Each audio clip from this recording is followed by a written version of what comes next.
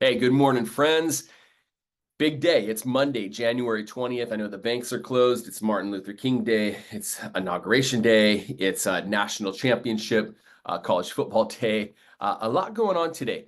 Um, I'm working, and I didn't want to do a live coaching call this morning because to respect, if people did plan for the day off. But I'm going to send you some information today, and I feel like this is a really, really valuable call.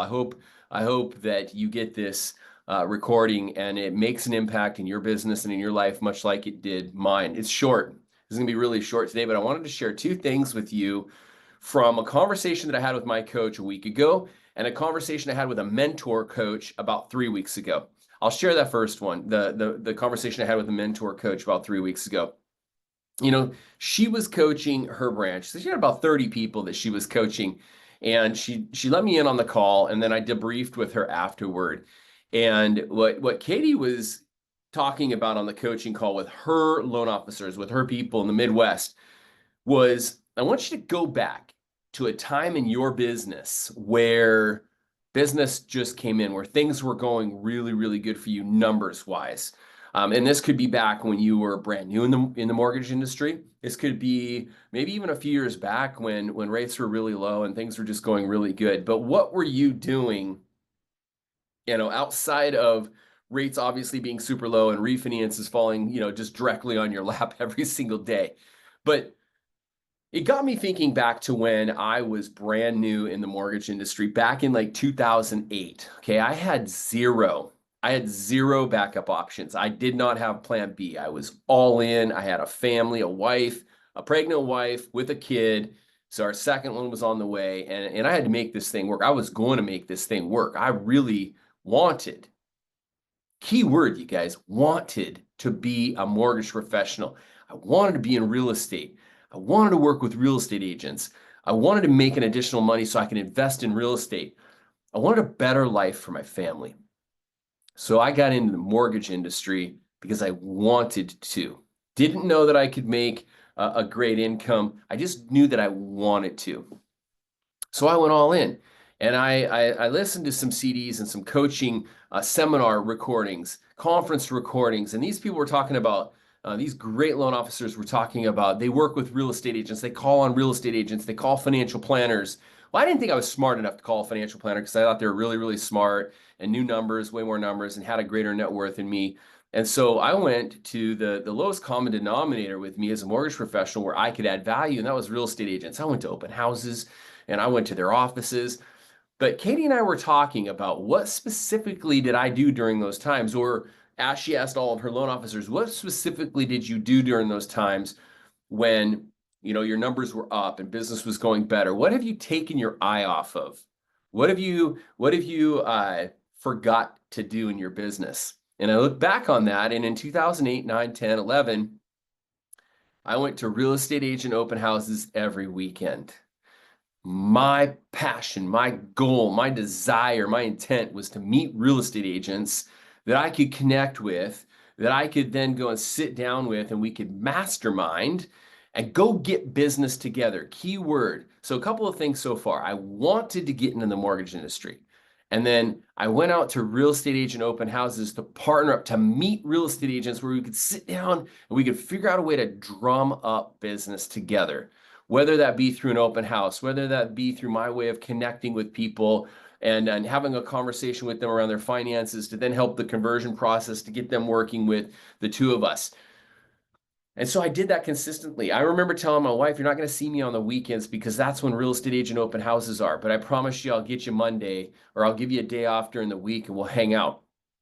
And I won't be all day. I mean, obviously open houses end at, 2 to 4. So, but I was consistently hitting up open houses, number one. Number two, I was consistently in real estate agent offices. Man, I was in Keller Williams. I was in John L. Scott. And what was the other one I was in? There was a Remax in the Mill Creek Town Center, and I was in those offices consistently, and I was around. And I had what was called a milk route. It's where, once a week I would just pop by. I would pop by and I'd deliver some flyers. Back then it was flyers. And it was just to get in front of real estate agents. The third thing I did, I learned a lot about loan programs. I blogged about loan programs. I created marketing flyers about loan programs so I could learn them. So in doing that, this was information that was valuable to realtors that they could share. But then I would do lunch and learns on the 203K renovation program, the USDA home loan program, the VA zero down program.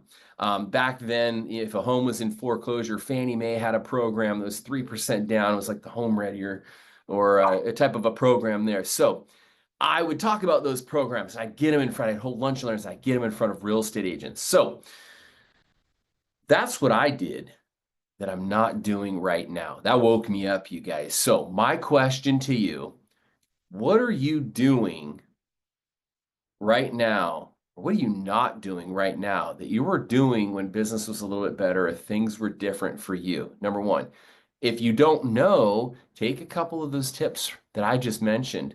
Those will help you, okay? Those will help you drum up more business. Now, the second thing, this is high level. Oh my gosh, you guys, this is so good. This is so stinking good. So I'm having a conversation with my coach the other day, and I'm going to pull up some notes here because this is too good not to understand, and I wish I could have recorded it. One of the great things that I love about my coach is that I can have a conversation, a high level. Now you got to understand, my coach does not need to work millions and millions of dollars. He's got more money than his kids and their kids could spend. And he's still doing mortgages and he's still coaching and he's still passionate about helping people solve their problems so they can get to the next level in their career. And so we're having this conversation and he's talking about this, it's a theory, it's called a theory of constraints. And he's telling me about this idea around for business people. And he's like, this has always been here. And it's so common. He goes, Dan, you're overthinking this. You're overthinking everything. He asked me a question. He goes, let's say that you own a car manufacturer, a dealership or a manufacturer, and you build cars, you make cars. And you're able to manufacture 4 axles a day. You're able to manufacture 8 tires a day. And you're able to manufacture 1 engine a day. So he asked me, he goes, how many cars can you build in a day? And I said, I thought it was a trick question because sometimes he asks trick questions. And I was like, well, you can't have a car. You can build a car, but you can't actually have a car without an engine. So I just said 1, right? Would it be 1? He goes, yeah, 1. Because you can only build 1 engine a day, you can only build 1 car a day for sale. And so that particular car manufacturer is limited, constraint to building one car a day because they can only build 1 engine in a day. So then he said, Dan, what if you went to this conference and you hired this coach and they taught you how to build 10 axles a day instead of 4? How cool is that? And you're like, yeah, and you get jacked up on that because now you can scale and you can build 10 axles. That means you could build up to 10 cars a day. But the theory and the law of constraints will state that you can still only build 1 engine a day. It doesn't matter if you're building 10 axles a day or 20 tires a day. It's going to build a log jam. And so the law of constraints or the theory of constraints states that there's one thing that you have to focus on in your business, and that's what's holding you up from building more cars. So instead of, we get so focused on this, like we'll pay for training, we'll pay for coaching to do all these other things.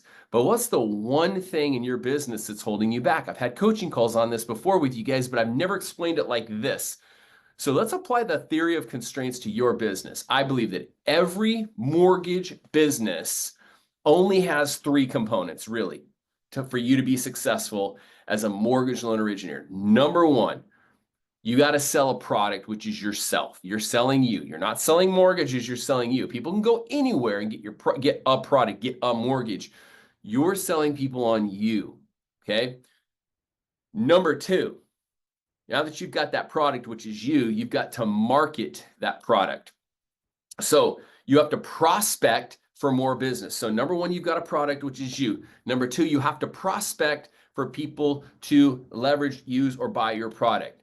And then number 3, you have to close that product for a sale. You have to close that product, that customer for a sale. So you have to close a sale. So number 1, you have to have a product, which is you. Number 2, you have to prospect, generate more customers to sell your product to, or to get your product in front of. Number 3, you have to be able to close a sale and get paid. Okay, those three components of any business. Which one of those components? I believe we all have a product, which is us, which is, and we're at New American Funding. So we have a product, which is us, and we offer mortgages through New American Funding. So we have that. The next thing is going out and get people to use our product, to use us. That's prospecting. And number 3, closing. So the only question I have for you is, do you not have enough clients right now? Do you not have enough prospects to talk to? Or number 2, do you have enough prospects to talk to and you just are struggling closing them? You only have one of 2 problems in your business right now. If you have 2 problems in your business where you have enough, I don't think you can have those 2 problems. It's one of 2. You either don't have enough prospects or you have plenty of prospects and you don't know how to close them. You're struggling closing them. That's it. So I've just simplified your business's problems for you and I. That's what my coach does. That's what I think high-level coaching is all about. I want you to evaluate your business. Number 1, if there was a time in your business when things were going better or things were going good, what specifically were you doing? Okay. Number 2, relative to the theory of constraints. What is the one thing that you're not focusing on? That if you built more engines, you would be able to manufacture more cars, but it's limiting you to only 1 engine a day. Focus, time spent on anything else is a complete waste of time, energy, and money. What's the one thing? Is it prospecting or is it closing the sale that you need to focus more on? I want you to reach out to me and I want you to let me know. And our weekly trainings are going to be centered around those 2 fundamentals, which I think a lot of it's prospecting, you guys. A lot of it is we lack prospecting. Very rarely do I talk to loan officers that have way too many leads and they're just struggling closing them. Okay, I think it comes down to prospecting. I want you to message me. Which one of those is your theory of constraint? Which one is a constraint in your business? And I want to help you work on that, okay? Hey, have a great day. Have a great week. I'm looking forward to hearing from you. I hope this added value to you and your business. Bye for now.